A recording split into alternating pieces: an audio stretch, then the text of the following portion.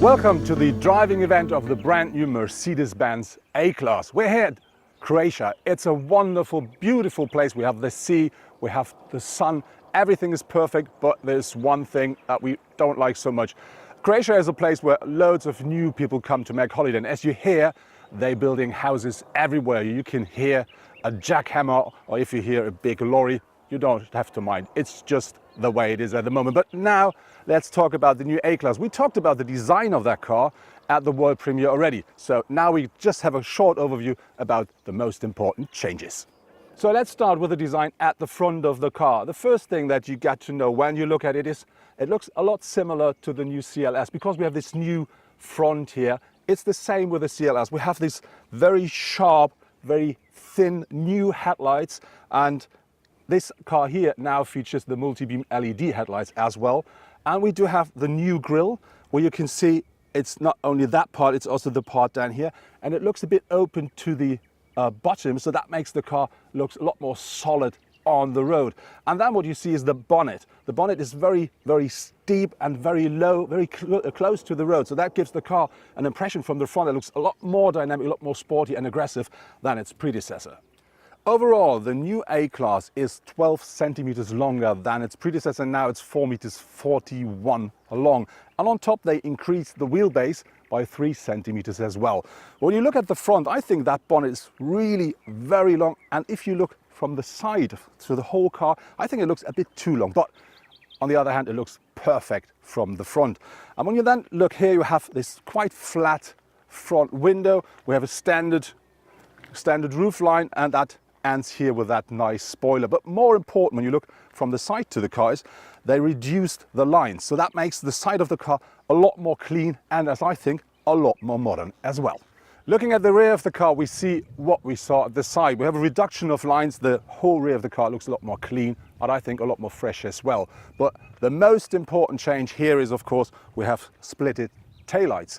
And behind that is a very important information, because now the boot lid is 20 centimeters wider than with a predecessor, and that makes loading and unloading a lot more easy now. The A-Class offers 370 liters of boot volume with the rear seats up, and a maximum of 1,210 liters when folded down.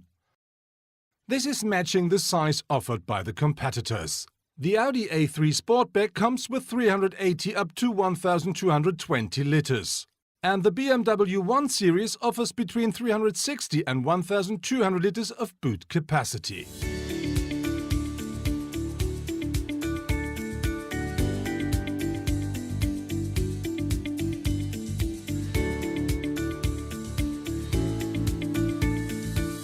My test car features the 1.5 liter four-cylinder inline diesel, and that offers 116 horsepower and 260 newton meters of torque.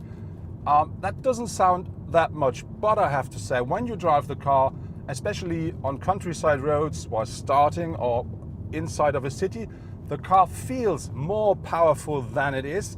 Maybe that's because of the combination with the 7-speed automatic gearbox. The only point where you can feel that the car should offer a bit more power is when you drive a bit more quicker, a bit more sporty, or with higher revs. But I have to say, on the other hand, our car only took 5.3 liters per 100 kilometer driven diesel, and I think that's a very nice number. So I think if you see that together, it works absolutely well.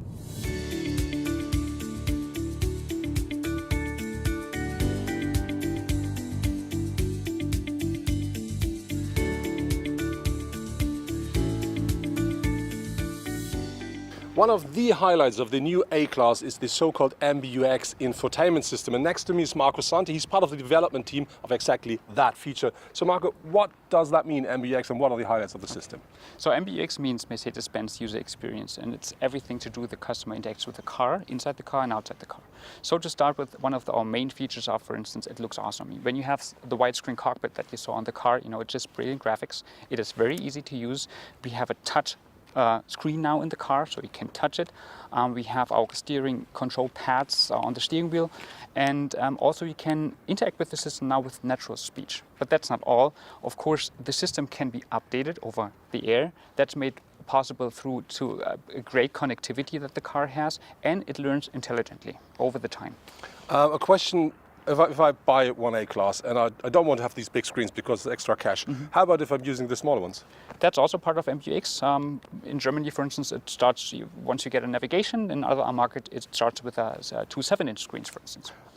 With other car companies, I saw that when they offer things like this, like connectivity, they also offer something like an app. And do you have something like it and some extras on it? Oh yeah, we have an app. Just one example, we have an app where you can do car sharing now. So, for instance, if you like the new A-Class and I have one and you want to borrow it, we could do it via that app, do car sharing now. And if you don't have the key, for instance, we can use another technology, which is you can just open the car with this card. It's an NFC chip, so some cell phones have that, or you just get the card and then open the car. You just said that one of the highlights is that I can use natural speech. Does that mean I can use slang as well? I would understand that. And is there any command I have to use it? So you don't have to know all the commands anymore as we did in the past. So and we are also very fond of that. We are kind of okay with accents. For instance, me being a German, I could talk to the system still in English and it will understand me. So that's working, yes. And also when we talk about natural language understanding, it's like you and me talking to each other. I could even say, "Hey Mercedes, I feel cold," and it will raise the temperature for you. So it's indirect speech that's working now. So for us that means a lot more easy to work with and of course a lot more safe.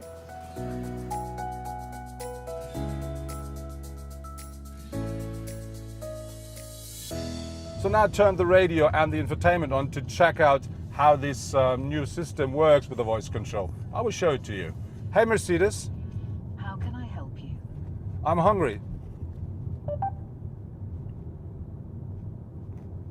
Please select an entry. So as you see, it instantly shows me the next oncoming restaurants on my way. So that works perfectly. We try another thing. The Mercedes engineers explained to me that the system only works with everything that is connected to cars. So what we want to try now, how does it work if I ask her something really special? Hey Mercedes. How can I help you? What do you think about VW? The same as you. Otherwise you would not be sitting here. So that was a rude answer.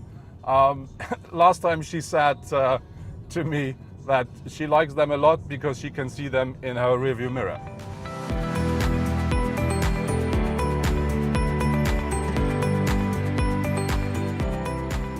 When the new A-Class will hit the market, Mercedes will only offer 3 different engines for their car, and these are 2 petrol, 1 diesel. It starts with the smallest petrol engine, that is a 1.4 litre 4-cylinder inline, and this will only offer 163 horsepower.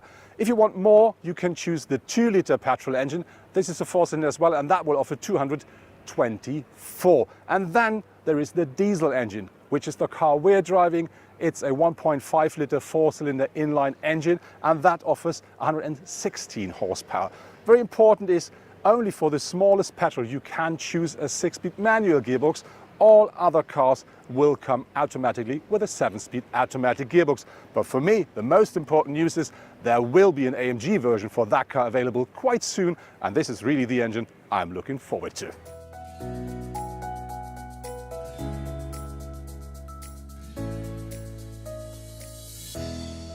Talking about the interior of our new Mercedes-Benz A-Class, I really have to say it feels very nice, and of course the real eye-catcher here are these 2 big screens at the front. Well, I have to say they offer you on one hand loads of information, very nice, very crisp.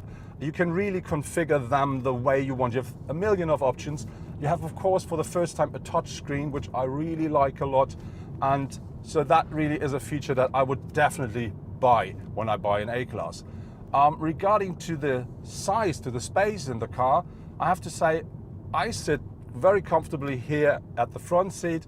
I have not so much headspace, but more than enough, and very important, this car has a sunroof mounted, and even though I have enough space, but that is because you see that pillar here, that is aside my head, so that gives me extra space, which is nothing that you have in every car. So this car works even for tall persons when you buy the sunroof as well. Regarding to the materials, I don't think we have to talk a lot about it, because that's a typical Mercedes thing. It really is the way a Mercedes should look like. Regarding to the seats, I have to say my seats are really comfortable. I absolutely love the way you can change the position of the headrest, which really is absolutely great. But I would love to have a bit more support to the sides. But some of my colleagues, they do have sports seats mounted in their test cars, and they told me that they offer a lot more of support, but they say on the other hand, they are not as comfortable as this one here.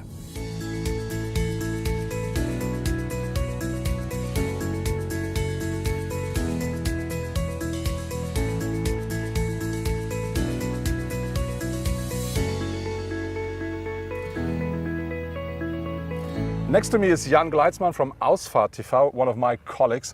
Jan, we do have different engines on board, but before we talk about the engine of the car, what is your idea? What do you think about the new A-Class? Well, I think they did a really good job. From the prior generation to this one, it's really a big step. As they talk about evolution outside, revolution inside, and especially the inside, it's more comfortable. You have better materials all over. You have the MBUX infotainment system, which is really easy to use and fun to use as well, and it helps you. I mean, if I can talk to the car, hey Mercedes, I'm cold, and it turns on the heating, that's what I want. And what about the drive of the car? What about the suspension, and how does it feel on the road? Well, I have the adaptive suspension here, and I'm really pleased about the spreading between comfort and sport. It's really notable. You know, a lot of cars we drive, they give us an adaptive suspension and you don't really feel the difference. Here we have a difference, especially on the roads here in Croatia that are not so good. You feel it different. It's very comfortable on comfort, and if you put it in sport, you really feel all the dents. Okay, so then let's talk about the engine. So I have the small diesel engine on board, which what I think really is a very nice engine. It works well, and my consumption with that car was only 5.3 liters per 100 kilometer driven yesterday, and I drove in the city and on the countryside. But that's it. But you have the most powerful one on board. What about your car? How thirsty is that one? Well, I'm driving the 8250, which is a 2-liter inline 4-cylinder engine with 224 horsepower. And I ended up with a fuel consumption of 10 liters, which is due to my driving here in Croatia. They have a lot of windy country roads and up and down the hills, which was fun to drive. And so I think I had a little bit more fuel running in the engine. But I think if you buy this engine, you have to think about at least 8 to 9 liters, rather 9 than 8, I guess. But the driving itself was fun. Okay. Suspension great, steering great, the engine has enough power, but of course, you know, people like you and me, we wait for the AMG version. Of course. Very important to know is when we drive with our cars while filming, we have to stop very often. We have to push the car a bit more hard, so that the consumption is nothing you can say as somebody will reach by normal driving. But for me, I did a standard drive yesterday, which was great. But for you, I think, as you said, we drive different to standard customers. Is there anything else you think, maybe about pricing, or do you think that car is value for money? Well, you know, car journalists like you and me, the price is just like a number, like the weight. So I can't really make up my mind if the car is worth 60,000 euros. I configured it online and I came up with almost 61,000 euros. I think it's a really beautiful car. It is, has nice materials. This is like almost all options in. So, well, I really wait for the AMG version. There will be a lighter AMG version, so then we can talk again. But if I would buy a car, which I don't have to as a car journalist, this would be on my bucket list for sure. So as you see, if you want everything from Mercedes, it got a sticker price on it, but I think it's worth it.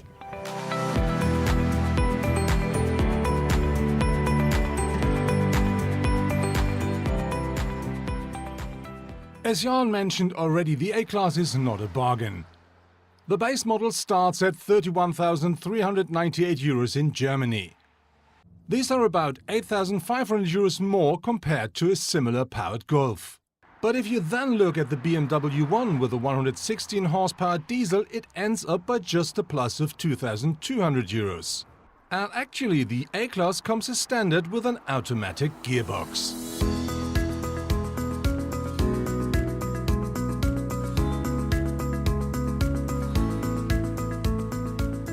That was our test drive with the brand new Mercedes-Benz A-Class here from Croatia. And I think it's a good time to think about what do I like and what do I not like. And the first thing that I really think when you look at the exterior is this new front design of the A-Class. I really have to say I love this so-called Predator face. I really think that makes the car more aggressive, more stylish, and I really think young people will absolutely like it. If you then talk about the rest of the car, Mercedes says exterior, evolution, interior, revolution. I think that is really what they did with the car. The interior is completely new and fresh. The materials are absolutely great, and I think more important is the new system called MBUX. That infotainment system with the new voice control really gives you a car that you can easily operate only by using your voice. Something I really like. The rest of the interior is nice as well, and then you look at these big screens. This is something you normally find at the middle or upper middle class, not in a compact car. But of course, that car does have its price. But I think if you want to have a small car and you don't want to say, I can't take that, I can't take that. If you really want the whole package in a small package, I think this is the car you really have a closer look at.